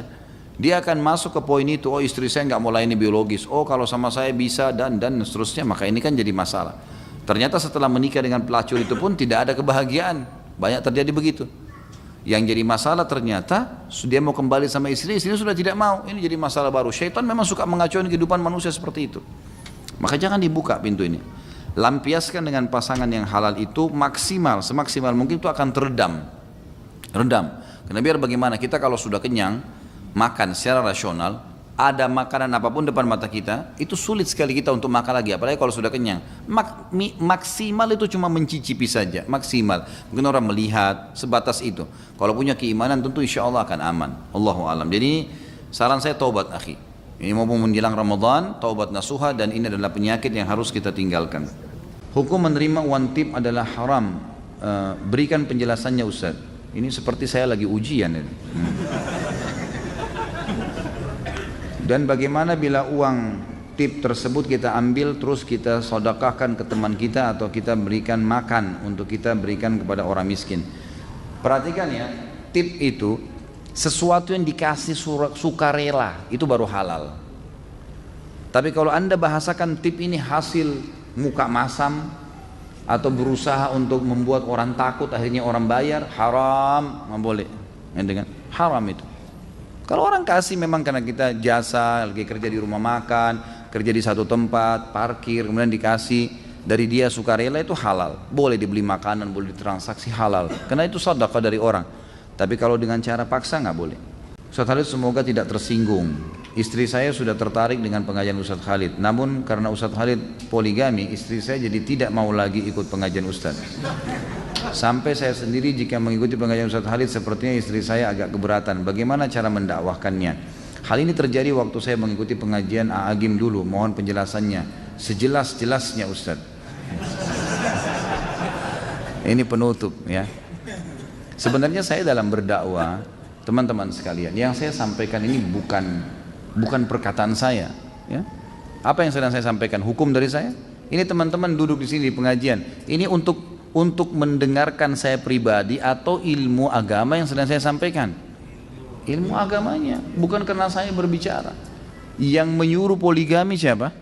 Allah Subhanahu wa taala. Saya melakukan juga, saya sebagai praktisi karena perintah Nabi SAW. Berapa kali istri saya tanyakan, kenapa Kak poligami? Karena perintah Nabi. Saya katakan begitu. Dan saya selalu mendakwahi dia, mendakwahi istri saya supaya bisa menerima hukum Allah SWT ini, sambil saya doakan semoga hati mereka terbuka. Dan saya melakukan itu. Kalau masalah kasus saya menyampaikan hukum Allah lalu istri Anda tidak mau dengar, tidak mau lagi datang pengajian saya, silahkan. Terbuka sekali pintu. Masih banyak selain dia insya Allah yang mau hadir. Gitu kan?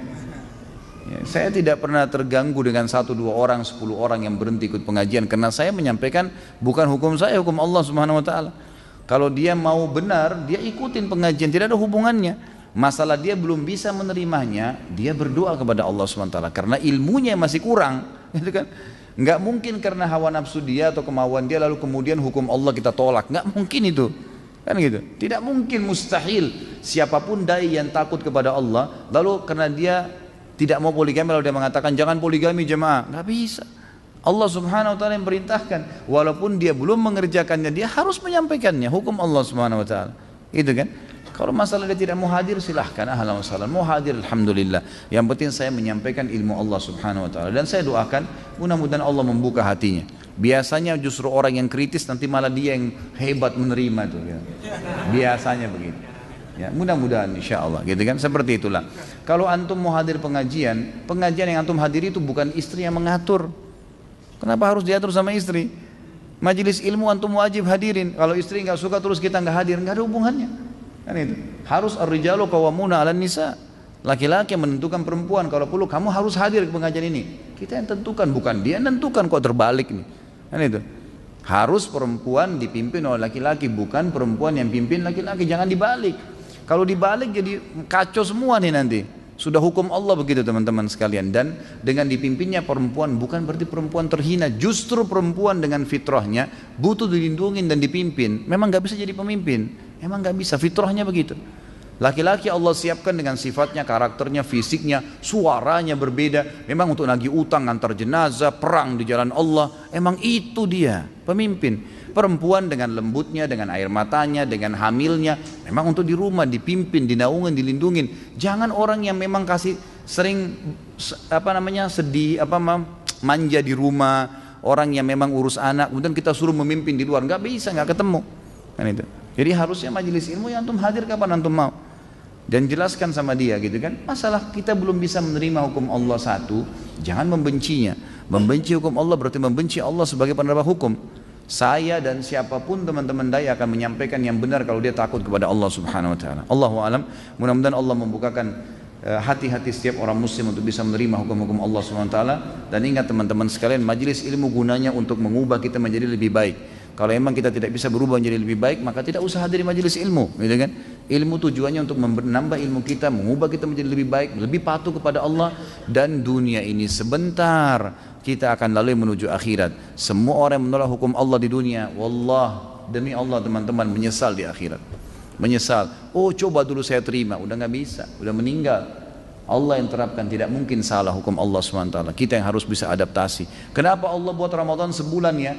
Allah maunya begitu, patuh. Kenapa nggak sehari aja Ramadan ya? Allah maunya begitu. Kenapa asar 4 rakaat ya, duhur 4 rakaat? Kenapa nggak digabung aja jam 2 sekali 4 rakaat? Loh Tuhan, kamu maunya begitu. Kitanya harus belajar, gitu kan? Kalau kita protes susah, nggak terima. Di akhirat rugi, di dunia juga rugi, kan gitu. Jadi harus hukum Allah diterima, pencipta. Jadi harus fahamin. Ya, masalah ini. Allahu a'lam. Nah, ini masalah mertua, baik. Ustadz, anak mau curhat. 2 minggu sudah nggak ketemu Ustadz. Rasanya sudah kayak 2 tahun. Ini benar nggak ini? Ana jika pulang kantor jam 5, Ana nggak langsung pulang karena macet perjalanan ke rumah, dan Ana menunggu sholat maghrib dan isya berjamaah karena saya tidak mau tertinggal fadilah sholat berjamaah. Bahkan kalau malam Rabu seperti ini Ana datang ke kajian Ustadz Khalid di Blok M. Namun setiap pulang Ana selalu ditegur mertua. pulang selalu malam-malam, kamu kan bukan bujang lagi, sudah punya anak. Apa yang harus saya lakukan Ustaz? Ana sudah menjelaskan alasannya pulang malam, namun mengingat saya masih tinggal bersama mertua dengan lingkungan keluarga yang belum sunnah, apakah mertua termasuk orang tua saya juga yang bila melawannya termasuk durhaka? Tentu jangan digunakan bahasa melawan, tetap jelaskan baik-baik gitu kan. Dan saran saya di dalam masalah rumah tangga, saya sering bahasakan ini, dan Anda boleh kembali ke ceramah saya manajemen rumah tangga Islami. Usahakan kalau bisa jangan tinggal sama mertua. Emang termasuk sama orang tua kita juga. Kalau saya tinggal sama orang tua saya, berarti istri saya akan tinggal sama mertuanya gitu kan. Ibu saya kalau mau nata pasang gorden warna coklat di sana, istri saya pengen warna pink misalnya, ini jadi bentrok ini. Mereka juga punya keinginan masing-masing gitu kan. Sama halnya terbalik juga begitu. Kalau seorang laki-laki numpang di rumah mertuanya, di rumah orang tua istrinya, maka ini juga sama. Tentu ayahnya, mertua laki-lakinya punya keinginan tertentu, juga ibunya, mertuanya pengen keinginan tertentu, pengen masak tertentu, dia pengen makan yang lain. Saran saya Allahu alam, lebih baik pindah walaupun kos, ya, semampunya, kontrak nggak apa-apa. Belajar mandiri itu lebih baik. Ini pertama, karena kita kalau rumah tangga sendiri pertama lebih sesuai dengan syar'i. Karena memang di zaman Nabi SAW pun orang kalau menikah itu tidak tinggal sama mertua, tidak tinggal sama orang tua, mereka pindah. Walaupun itu pas-pasan gitu kan. Kemudian yang kedua, kita leluasa mengatur waktu. Saya juga pernah bahas dalam manajemen rumah tangga Islami, tidak bolehnya orang tua berintervensi lagi ke ada anak-anak. Ini teman-teman sekarang mungkin masih seumuran kita sekarang tahap punya mertua dan orang tua. Mungkin nanti satu waktu kita akan sampai pada tingkat level mereka. Kita akan punya anak-anak nanti. Jadi Anda kalau punya anak-anak nanti, kalaupun mereka sudah menikah, jangan pernah intervensi ke dalam, nggak boleh. Kecuali anak-anak kita minta tolong atau kita lihat kemungkaran. Tapi kalau ada perempuan sengaja datang atau laki-laki sengaja sebagai orang tua atau mertua datang, kamu masain apa anak saya hari ini, kamu kenapa begini, rumahmu kenapa begini, ini nggak boleh dalam Islam, haram, nggak boleh, diharamkan. Ulama mengatakan haram hukumnya orang tua yang sengaja datang ke rumah anaknya lalu mengatur-ngatur rumahnya, nggak boleh, padahal itu orang tuanya, nggak boleh dia. Gimana caranya? Rumah tangganya orang nggak boleh lagi dicampur, kecuali kita lihat kemungkaran, salah, emang begitu. Kan itu. Pernah ada terjadi malah mertua datang ke rumah anak mantunya mau kerja, dilarang kerja, nggak boleh kerja kamu hari ini. Ini aneh, kenapa nggak boleh kerja ibu? Wah, pokoknya nggak boleh kerja, gitu kan? Hari ini di rumah saja, gantian sama istri melihat anak-anak. Nggak bisa ini, gimana caranya? Cari nafkah wajib, Allah yang wajibkan, ketemu haknya Allah yang wajib dengan, apalagi ini mertua kedudukannya bukan seperti orang tua. Orang tua aja nggak boleh diikutin kalau melanggar, mencari nafkah wajib, harus memang. Kewajiban gitu kan, Allah bebankan itu. Maka harus kita faham masalah-masalah seperti ini. Saran saya yang pertama adalah coba kalau bisa pindah tempat dengan santun tentunya. Jangan memahami bahwasanya harus langsung spontanitas segala, tidak. Bahasakan baik-baik, ajak istri, komunikasi baik-baik supaya bisa nggak kalau kita rumah tangga sendiri, saya ingin lihat kamu masak sendiri, saya ingin lihat kamu tata rumah sendiri, dibahasakan baik-baik insya Allah. Kemudian juga bahasakan baik sama mertua, terima kasih saya sudah numpang selama berapa waktu di sini, saya bisa nggak mau mandiri insya Allah. Bukan saya bisa ya, saya akan mandiri, langsung dibahasakan to the point, saya akan mandiri biar saya juga merasa bisa ya berkorban buat istri saya dan seterusnya gitu kan. Jadi seperti itu yang kita lakukan, Allah alam. Kalau tetap masih tinggal, kemudian posisinya seperti ini jelaskan apa adanya argumentasinya, karena memang saya ikut pengajian dulu dan saya merasa ada ketenangan. Kalau belum pun marah, ya sudah. Wa idza khatabahumul jahiluna qalu salama. Tadi saya bilang, para ulama memaknakan kata-kata jahilun di sini adalah orang yang emosional, orang yang mau egoismenya besar, mau memaksakan pada pendapatnya.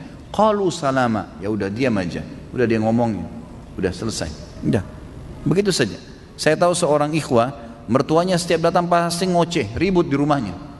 Yang dia lakukan adalah diam. Udah selesai ibu, alhamdulillah, udah dia berdiri. Akhirnya mertuanya malu sendiri gitu kan. Apakah Ustaz Khalid keturunan orang Arab? Nah.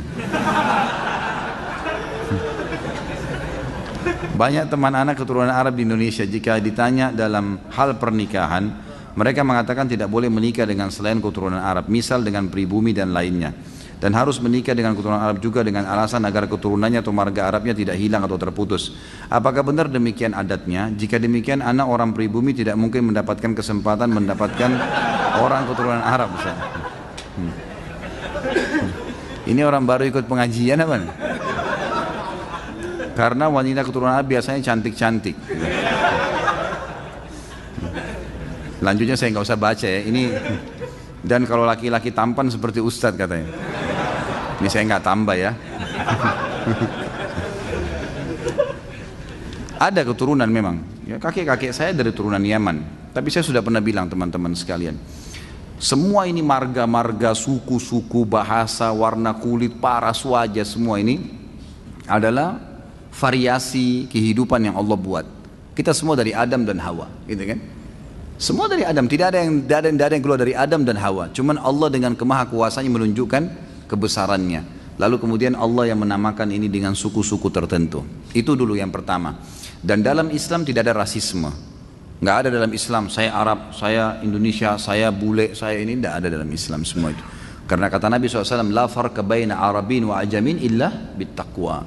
Nggak ada perbedaan antara Arab dan orang ajam selain Arab kecuali dengan ketakwaan. Tidak ada sama sekali, itu memang sudah jelas satu. Jadi itu asasnya, kita Muslim tidak ada bedanya. Dan sudah cukup kalau masuk dalam saf sholat, mau orang Arab, mau orang bule, mau orang Afrika, sama semua masuk saf, gitu kan. Nggak ada bedanya, jenjang sosialnya, ekonominya sama. Dan saya sudah pernah sampaikan teman-teman sekalian, hati-hati dengan fanatisme rasisme ini ya, itu nggak boleh sama sekali. Jadi misalnya hadis yang pernah saya sampaikan bahwasanya ada orang-orang dari Ansar ya, dari Muhajirin, dari orang-orang Ansar, dari satu orang Ansar bercanda, ini sama-sama turunan Arab dari sahabat Nabi di Madinah waktu Nabi SAW masih hidup. Orang Ansar ini keluar dari masjid habis sholat asar lalu bercanda sama teman-temannya semua, ada Muhajir, ada orang Ansar. Dia bilang, hai orang-orang Ansar kesini yuk kumpul-kumpul. Muhajirin gak boleh ikut ya. Kalau kita mungkin, ini orang Betawi ngumpul sini, sana orang Jawa nggak boleh ikut. Misal contoh, bercanda. Nah orang-orang Muhajir ini juga dengar teman-temannya orang Ansar bercanda, dia juga bercanda. Ayo Muhajir kesini yuk, Ansar nggak boleh ikut-ikut ya, gitu. Sambil ketawa-ketawa mereka gitu. Subhanallah, dengan hikmah Allah Nabi SAW pas keluar dengar itu. Dikatakan dalam hadis Bukhari, raut wajah beliau berubah. Lalu beliau mengatakan, da'ha fa innaha mumtinah. Segera berhentikan ini karena ini penghancuran, gitu kan. Dalam hadis yang lain dikatakan tinggalkanlah karena ini yang membinasakan kalian. Nggak ada dalam Islam itu, gitu kan. Ini penting. Termasuk di dalamnya masalah pergaulan, pertemanan, patokannya ketakwaan, pernikahan, semua itu. Cuma memang dalam Islam khusus masalah pernikahan kita tidak dipaksa, gitu kan. Boleh menikah dengan siapa saja. Tetapi ada anjuran dalam Islam untuk menikah dengan sepadan namanya. Sepadan itu sekufu. Kufu itu bisa masuk juga maknanya sama makanannya, sama bahasanya, ya gitu. Sama poster tubuhnya, ya, mendekati warna kulitnya. Itu semuanya itu namanya kufu. Kata Nabi SAW begini, wa ankihul akfa aminkum. Menikahlah dan terimalah lamaran orang yang sepadan dengan kalian. Sepadan ini maknanya luas ya, maknanya luas. Saya pernah berikan contoh waktu saya ceramah di Makassar. Ada kurang lebih pertanyaan, bagaimana kalau kami orang Bugis atau orang Makassar ini menikah dengan orang Jawa Ustaz? Sama-sama Muslim, sama-sama Indonesia, tapi tradisi kami berbeda, gitu kan? Tradisi teman-teman di Jawa lain, teman-teman di Sulawesi lain. Ini dalam Islam dibolehin enggak nih kalau kami nggak mau nikah sama orang Jawa? Saya jawab, itu boleh dalam Islam. Kalau kita khawatir ada perselisihan yang akan terjadi karena beda tradisi, walaupun kita disatukan di bawah naungan Islam, tapi boleh kalau mau nikah. Boleh tidak menikah, boleh menikah, itu hak mereka memilih. Masalah dia nanti menikah boleh, tapi ingat menikah dengan orang yang berbeda tidak sekufu dengan kita. Misal orang Indonesia nikah sama orang bule, ini hidup di alam mana, makanannya lain, cuaca biasa negaranya berbeda, kemudian kita juga terbiasa dengan makanan, terbiasa dengan pakaian dan seterusnya, lalu menikah. Bolehkah sama-sama Muslim? Boleh, tapi ingat kita harus butuh ekstra, ada ekstra adaptasi, kan? Harus adaptasi dengan makanannya, dengan kebiasaan keluarganya, hal-hal yang mubah dalam Islam, maka itu harus ada adaptasi. Kalau bisa silahkan, gitu kan. Kalau tidak maka lebih aman orang yang sepadan. Tapi boleh, bukan tidak boleh. Kita lihat Nabi SAW waktu di zaman beliau, Itu ekspansi Islam sudah ada ya. Tapi rata-rata istri beliau dari orang-orang Arab di Madinah dan di Mekah, gitu kan. Ada Maria Kipti dari Mesir, tapi satu orang itu. Artinya boleh, bukan tidak boleh. Tetapi berarti kita harus punya ekstra. Ini kalau memang berbeda sama sekali ya. Lain kalau kayak misalnya dibahasakan tadi sama akh yang bertanya. Ada turunan Arab kayak saya dan teman-teman yang lain, tinggal di Indonesia. Sudah sebahasa, sudah sama-sama sama cuacanya, sama keadaannya, maka tidak ada masalah. Dan orang-orang yang fanatisme seperti ini sebenarnya tidak benar, gitu kan? Mengatakan kami turunan Arab tidak boleh nikah kecuali dengan orang Arab, itu pemahaman agama nggak benar. Bilal radhiyallahu anhu dinikahkan oleh Nabi SAW dengan Zainab, gitu kan? Salah satu wanita yang terkenal dari orang Mekah, tuan istrinya Bilal itu. Dulu bisa membeli Bilal di zaman jahiliyah. Zaid bin Haritha dinikahkan juga dengan Zainab, yang lain juga ada wanita namanya Zainab. Dua-dua wanita terkenal, orang-orang dari Muhajirin yang terkenal di Mekah. Jadi kayak istri wanita pejabat, tapi dinikahkan oleh Nabi SAW. Karena dianggap mereka akhirnya sudah kufu masuk ke Islam, sudah sama-sama tinggal di Madinah, sudah saling mengerti, nggak ada masalah. Jadi fanatisme sepertinya tidak benar, gitu kan? Tapi jangan juga kita menggunakan bahasa-bahasa yang tidak santun. Misal begini, mentang-mentang saya bukan orang Arab kamu nggak mau, itu nggak boleh ya. Mentang-mentang saya bukan orang Jawa kamu nggak mau. Jadi kita seperti menjatuhkan dia seakan-akan harus kamu terima. Belum tentu kan gitu. Karena bisa saja kita juga nanti tidak sekufu. Nanti gini, ada orang, saya kasih contoh yang lain. Ada orang sekolahnya terlalu tinggi, si laki-laki atau si perempuan, menikah dengan orang yang tidak berpendidikan misalnya. Dan ini nanti mungkin bisa masuk tapi harus ekstra adaptasi. Karena retorika bahasa berbeda, ini berbeda memang nggak bisa gitu kan. Maka akan sulit. Ada bisa tapi adaptasi ekstra. Beda dengan orang kalau sudah satu bahasa dari satu kampung sama makanannya. Kita sebutin makanan apa dia sudah paham. Ya, udah langsung tahu kan berbeda. Ini sudah lebih paham. Ini kan lebih enak masuknya tapi tetap boleh, bukan tidak boleh. Dan saya bilang teman-teman saudara turunan Arab atau turunan yang lain, seperti ini fanatisme nggak boleh dalam Islam, tidak boleh. Tapi kalau ada orang yang melamar, dia lihat takut anaknya nggak sekufu, dia punya hak untuk itu. Misal orang ini memang terlalu jauh, tidak mengerti sama sekali keadaan keluarga itu, boleh. Dari manapun dia punya hak untuk itu. Ini mesti difahamin. Allahu a'lam.